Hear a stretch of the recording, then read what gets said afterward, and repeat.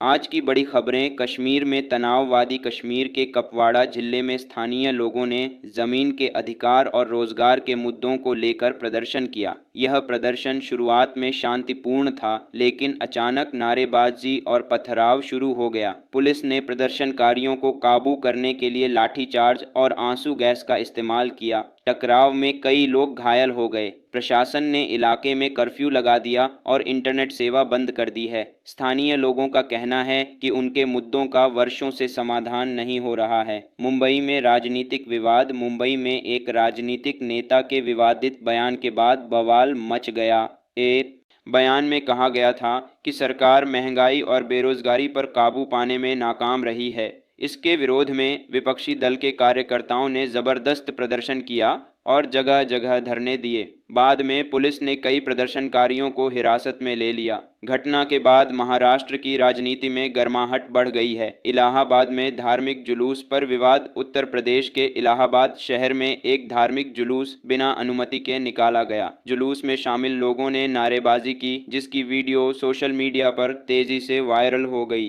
प्रशासन ने घटना का संज्ञान लेते हुए कहा कि किसी भी जुलूस या रैली के लिए पूर्व अनुमति जरूरी है। पुलिस ने जांच शुरू कर दी है और प्रतिभागियों की पहचान की जा रही है। लखनऊ में पूर्व मंत्री की रिहाई। उत्तर प्रदेश की राजधानी लखनऊ में एक पूर्व मंत्री को लंबे समय बाद जमानत पर रिहा कर दिया गया। उन पर जमीन कब्जाने और भ्रष्टाचार के कई मुकदमे दर्ज थे। रिहाई के मौके पर उनके समर्थकों ने जबरदस्त स्वागत किया। उन्होंने मीडिया से कहा कि वे बेगुनाह हैं और राजनीतिक बदले का शिकार हुए हैं। इस मामले से राज्य की राजनीति में हलचल मच गई है। कांग्रेस नेता का आरोप। कांग्रेस के एक वरिष्ठ नेता ने केंद्र सरकार पर आरोप लगाया कि पिछले 8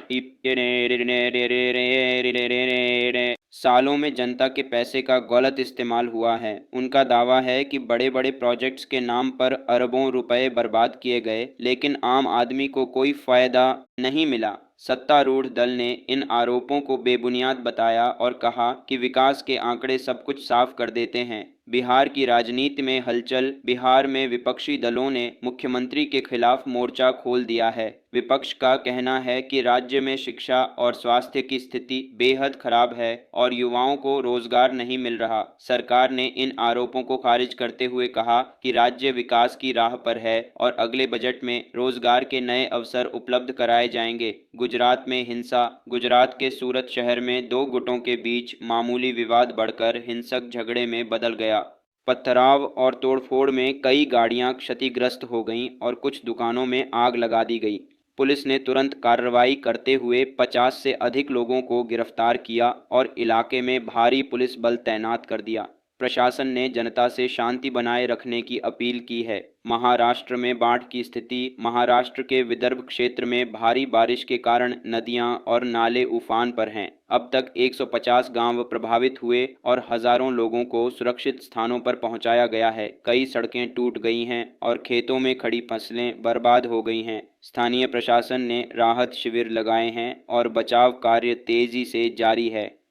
दैनिक सामान्य नार्य कौमी अर्थव्यवस्था पर सवाल। सरकार का कहना है कि देश की अर्थव्यवस्था 7% की दर से बढ़ रही है, लेकिन विशेषज्ञों का कहना है कि यह विकास सिर्फ कागजों पर है। जमीनी स्तर पर आम लोगों को महंगाई, बेरोजगारी और गरीबी से कोई राहत नहीं मिल रही। किसान कर्ज के बोझ तले दबे हैं और मजदूर वर्ग महंगाई से परेशान है। जनता सवाल कर रही है कि विकास का असली लाभ आखिर किसे मिल रहा है।